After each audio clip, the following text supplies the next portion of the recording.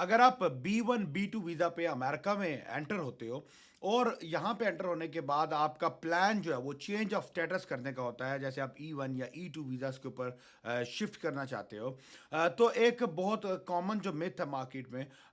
वो ये है कि आपको अपनी जो वीज़ा जो चेंज ऑफ स्टेटस की एप्लीकेशन है वो मिनिमम 90 डेज़ के बाद आपको सबमिट करनी है, क्योंकि उससे पहले अगर आप सबमिट करते हैं तो देन आपके चांसेस ऑफ रिजेक्शन जो है वो ज़्यादा हो जाते हैं। तो आज इस वीडियो में मैं डिटेल के साथ डिस्कस करेंगे और एक्सप्लोर करेंगे कि ये 90 डेज़ की मिथ जो है ये है क्या, क्या ये कोई लीगल रिक्वायरमेंट्स है, और अगर लीगल रिक्वायरमेंट्स नहीं है तो ये क्यों जो है वो इन्फोर्स की जाती है, और इसकी एक्चुअल जो पैरामीटर्स हैं, जो रिक्वायरमेंट्स हैं, वो क्या क्या है। So stay tune till the end of this video and I will make it sure that this video will be very helpful for you अगर आप पर्टिकुलरली जो है वो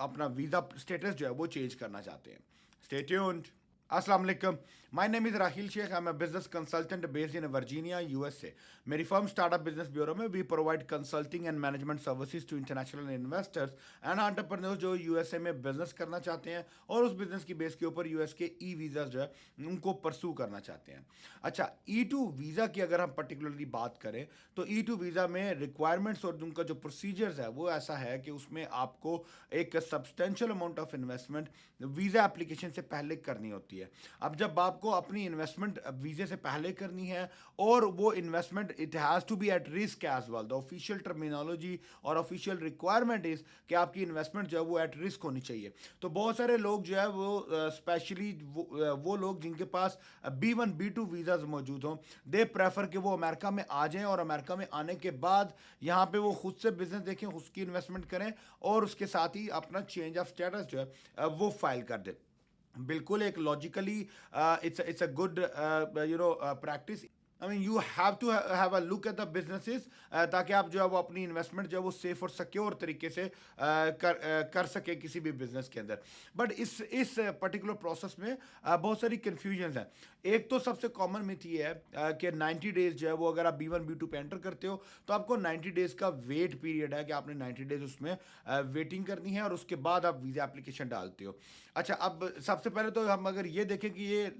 लॉ या लीगल लैंग्वेज में ये कोई ऑफिशियल रूल नहीं है कि आपको 90 डेज वेट करना है। ये हम प्रैक्टिस के तौर पे एज अ प्रोफेशनल्स जो है जितने भी कंसल्टेंट्स, अटॉर्नीज और इमिग्रेशन प्रैक्टिशनर्स हैं, वी रिकमेंड दैट कि 90 डेज का मिनिमम टाइम पीरियड जो है वो आपका वेट पे होना चाहिए। अब ये 90 पीरियड का वेट टाइम क्यों होना चाहिए, उसके पीछे बहुत सिंपल बहुत क्लियर लॉजिक है। अगर आप at the port of entry, at the time of entry, जब आप अमेरिका में एंटर हो रहे थे, लैंड किए थे, आपसे पर्पस ऑफ विजिट पूछा और आपने ये बताया कि जी मैं न्यूयॉर्क जा रहा हूँ टूरिज्म के लिए, या मैं फ्लोरिडा जा रहा हूँ, या मैं जो भी मेरी टूरिज्म रिलेटेड एक्टिविटीज़ हैं, या मैं अपने किसी फैमिली फ्रेंड का कोई फंक्शन है वो अटेंड करने जा रहा हूँ। ठीक है, तो आपने जो अपनी इंटेंशंस डिक्लेयर की वो शॉर्ट टर्म की इंटेंशंस थी और वो प्योर टूरिज्म पर्पस की इंटेंशंस थी। अब आप अमेरिका में आए और आपके एक्चुअल इंटेंशंस ये है, या आपका यहाँ पे आने के बाद अगर प्लान डेवलप हो गया कि आप यहाँ से वापस नहीं जाना चाह रहे हो, चेंज ऑफ स्टेटस करते हो, तो normally okay, so this process change of plan और change of intention is legal. ठीक है, इसमें कोई प्रॉब्लम नहीं है, लेकिन हमें सिर्फ इसमें क्राइटेरिया ये मीट करना कि we should go is in a natural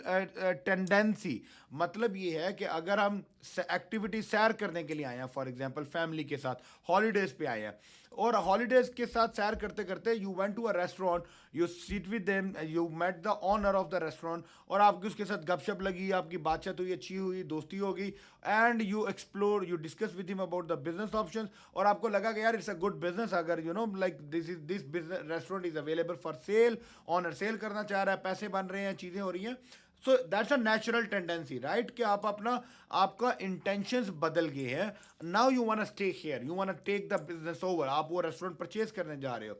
अब इस सिनेरियो में आप चेंज ऑफ स्टेटस डालते हो,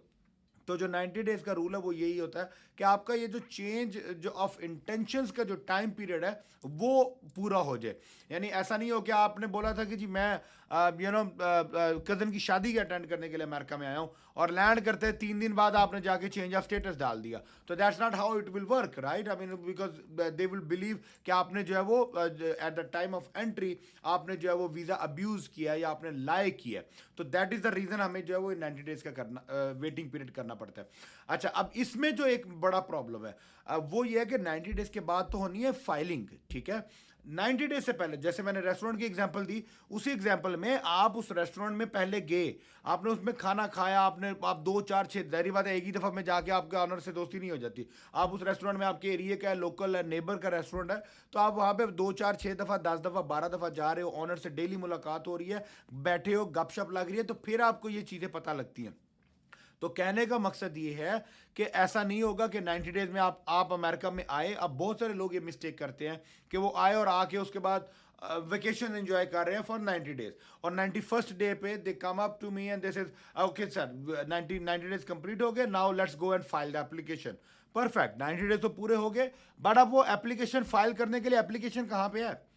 यू गॉट माई पॉइंट कि आपके पास वो एप्लीकेशन भी तो होनी चाहिए जो आपने सबमिट करनी है चेंज ऑफ स्टेटस के लिए। और वो एप्लीकेशन क्या है? वो आपका वो पूरा बिजनेस एक्विजिशन है, वो आपका पूरा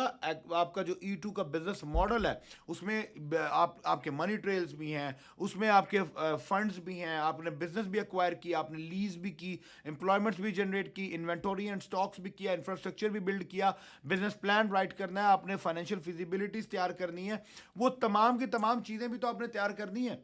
तो वो अगर आप 90 डेज में वेट कर रहे हो रिलैक्स होके, और ये सारी चीज़ें आप उसके बाद स्टार्ट करोगे, तो the chances would be you would not be able to complete the whole project in that 6 months entry. आपके पास 6 महीने की एंट्री है, 3 महीने गुजार दिए, अगले 3 महीने में बिजनेस ढूंढना, बनाना, डॉक्यूमेंट्स बनाने, फाइलिंग करनी, it's almost next to impossible. It's not very easy task, because कुछ ना कुछ डॉक्यूमेंट्स रह जाएंगे। तो आइडियल सिनेरियो इज कि आप आने से पहले अपने होमवर्क कंप्लीट करके आओ, आपको बजट पता हो, आपको फाइनेंसिस पता हो, आपको स्टेट्स पता हो, आपको इंडस्ट्रीज पता हो, मींस कि आपका पूरा होमवर्क जो है वो पूरे का पूरा रेडी हो। फिर उसके बाद आप यहाँ पे आओ, आके आप 90 डेज में वेट करो, और वेटिंग के दौरान में आप अपना प्रिलिमिनरी वर्क जो है वो कर सकते हो। आप मार्केट रिसर्च कर सकते हो, बिजनेस के सप्लायर्स के कॉन्टैक्ट्स निकाल सकते हो, आप मार्केट्स विजिट्स कर सकते हो, सर्वेज करो, आपको चीज़ें सारी पता हो कि आपने क्या क्या करना है, ताकि जो ही 90 डेज पूरे हो उसके बाद आपने पहले ये सारी फाइलिंग कंप्लीट करनी है। आपने बिजनेस को पहले फाइनलाइज करना है, बिजनेस की जो इन 90 डेज में आपने डील क्लोज की या फाइनलाइज की, उसको आपने एग्जीक्यूट करना है, टेक ओवर करना है, लीज एग्रीमेंट्स करने हैं, उसके बाद आपकी डॉक्यूमेंटेशन बनेगी, और उसके बाद आपका चेंज ऑफ स्टेटस की एप्लीकेशन जो है वो सबमिट होगी। So make sure whenever next time if you are planning to come to America for changing of status B1 B2 से E2 के ऊपर अगर आप जाना चाह रहे हो, then you must come well prepared, ताकि आपका जो टाइम फ्रेम है, आप कोई वीज़ा की अपनी जो करंट पॉलिसी है, जो वीज़ा की जो कंडीशंस है, उसको आप कंप्रोमाइज़ भी नहीं करें, जेपोटाइज भी नहीं करें, और इसके साथ साथ आप अपने E2 की प्रेपरेशन जो है उसको भी कंटिन्यू करें।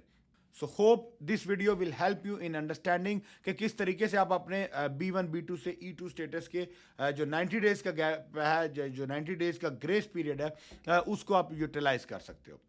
इसके अलावा भी आपके पास कोई फर्दर क्वेश्चंस हो, कोई कंसर्न्स हो US वीज़ा से रिलेटेड या US बिजनेसेस से रिलेटेड, तो feel free to reach out to me and my team would be happy to address all of your concerns. Thank you so much. अस्सलाम वालेकुम।